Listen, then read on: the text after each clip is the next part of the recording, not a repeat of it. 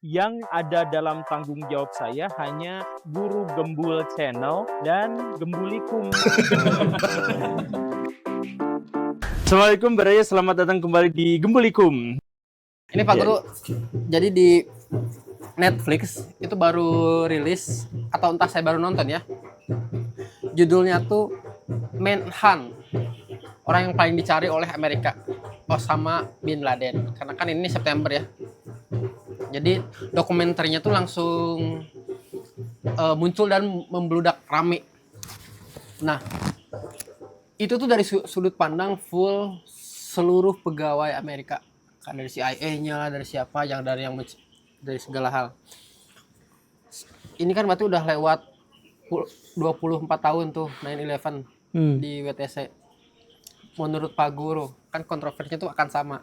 Apakah ini emang buatan sendiri dari Amerika? Buatan. Langsung. Di antara sekian banyak teori konspirasi yang saya percaya, itu adalah serangan 11 September. Saya yakin karena si pembajaknya kayaknya terlalu mudah untuk bisa membobol sistem keamanan Amerika Serikat yang super duper ketat itu gitu. Kapal dibajak 4 biji, terus betul. lebih dari 1 jam mereka mengudara dan kemudian mereka mengarahkan ke gedung vital di Amerika Serikat. Itu menurut saya Amerika Serikat terlalu kuat dan terlalu besar untuk kecolongan selevel itu gitu. Bahkan saya tuh pernah baca bahkan di tahun 2000. Bahkan di tahun itu tuh Amerika Serikat bahkan lebih kuat daripada di tahun ini kalau dibandingkan dengan kekuatan global yang lainnya gitu. Tahun 2001 tuh Amerika Serikat tuh gak punya pesaing sama sekali. Soviet sudah runtuh, Rusia baru bangkit, Cina masih bau, toiletnya masih belum disiram.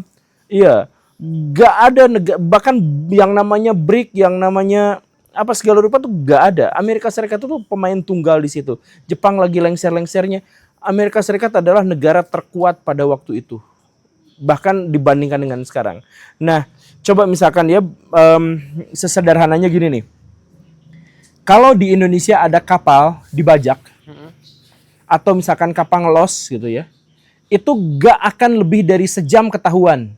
Wah, ini loss kemana nih? Pasti langsung dicari, langsung diuber gitu. Ini 1 jam loss, hilang aja. Bahkan Presiden Amerika Serikat pada waktu itu baru tahu sejam setelah ditabrak si menaranya tuh gitu. Nah, yang kedua di infonya betul. Iya, iya maksudnya halo gitu. Gini nih ya. Ini kekuatan Amerika Serikat tuh border pertahanannya tuh terlalu jauh.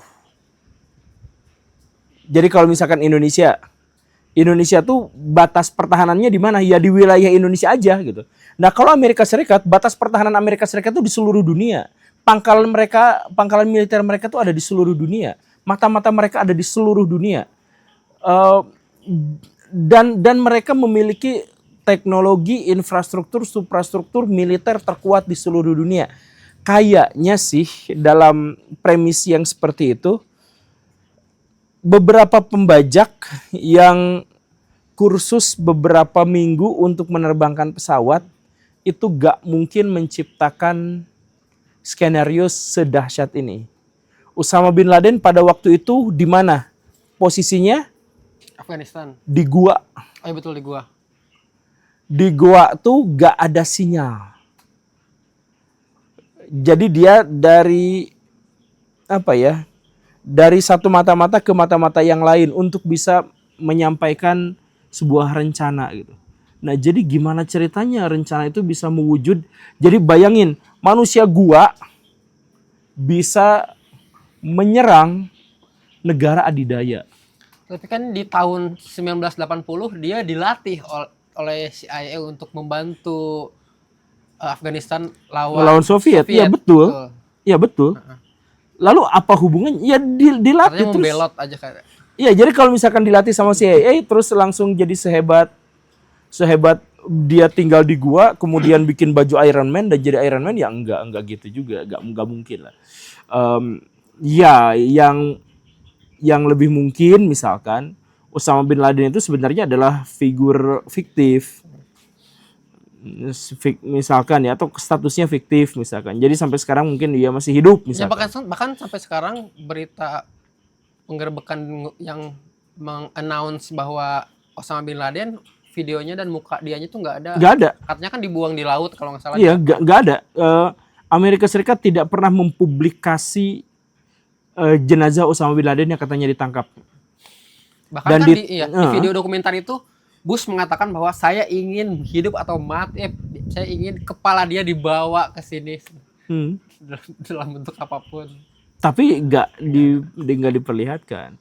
Nah, ini juga yang mencurigakan gitu ya. Jadi kayak ijazah Pak Jokowi ya, terlepas benar atau enggak, yang menjadi sumber polemik itu adalah karena tidak diperlihatkan gitu. Sebenarnya orang-orang juga nggak usah terlibat dalam polemik itu gitu. Tapi masalah utamanya adalah karena tidak diperlihatkan. Nah, ini Osama bin Laden itu sampai sekarang tuh nggak diperlihatkan, nggak dipublikasikan. Penggerebekannya di mana, bagaimana, sama siapa, orang katanya CIA datang ke sana dan sebagainya. Saya pada waktu itu sepenuhnya ragu bahwa Amerika Serikat bisa dibobol dengan pembajakan yang sesimpel itu. Nah, kalau dengan konspirasi yang terus bertahun-tahun digaungkan oleh Amerika Serikat terhadap terorisme, Al-Qaeda dan lain-lain, mungkinkah sebuah konspirasi itu menjadi fakta yang pada akhirnya dipercaya oleh masyarakat? Iya memang sebagian besar rakyat Amerika Serikat sekarang percaya bahwa itu tuh ada nyata gitu. Ya mereka berhak untuk mempercayai itu, cuman saya juga berhak untuk tidak percaya gitu. Pak Guru pernah bikin konspirasi sendiri nggak? Maksudnya? Yang konspirasi yang sengaja dibikin misalkan sama murid-murid atau sama anak bercerita tentang sebuah konspirasi yang kau bikin sendiri, ide sendiri yang diceritakan berulang kali. Ya bikin konspirasi ke anak-anak supaya mereka bikin konten nyebutin nama asli saya. Nah, itu di-share beberapa versi dan akhirnya di Google juga ada beberapa versi nama saya. Nah, itu betul. Itu berhasil menjebak banyak pihak ya. Jadi nama pas ke saya ada undangan nih.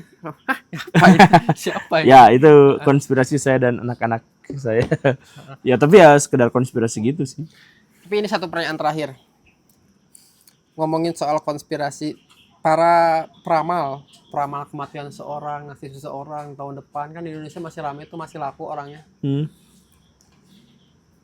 Apakah itu hanya memakai teori probability atau dia indigo menurut Pak Guru?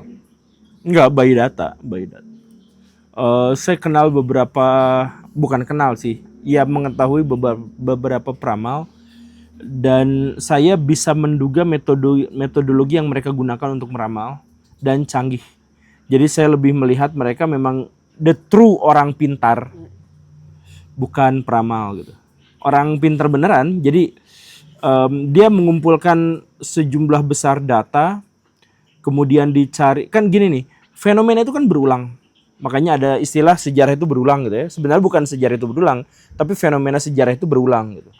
Makanya tips untuk meramal itu seperti yang dikemukakan oleh Lao Tse, orang Cina, filosof Cina. Jadi berikan pengetahuan kepadaku tentang masa lalu, maka aku akan memberitakan kepadamu peristiwa masa depan. Gitu. Jadi rumusnya tuh gitu. Karena berulang, fenomenanya tuh berulang. Jadi misalkan gini nih, di abad ke-18, abad ke-19 ada Napoleon. Napoleon itu kaisar yang tidak terkalahkan ngelawan negara Eropa manapun. Menang. Tapi kemudian dia ngajak ribut sama dua negara, Inggris sama Rusia. Dia nyerang Rusia dulu, ternyata gagal. Dan setelah itu dia diserang sama Inggris dan akhirnya kalah. Kejadiannya gitu kan?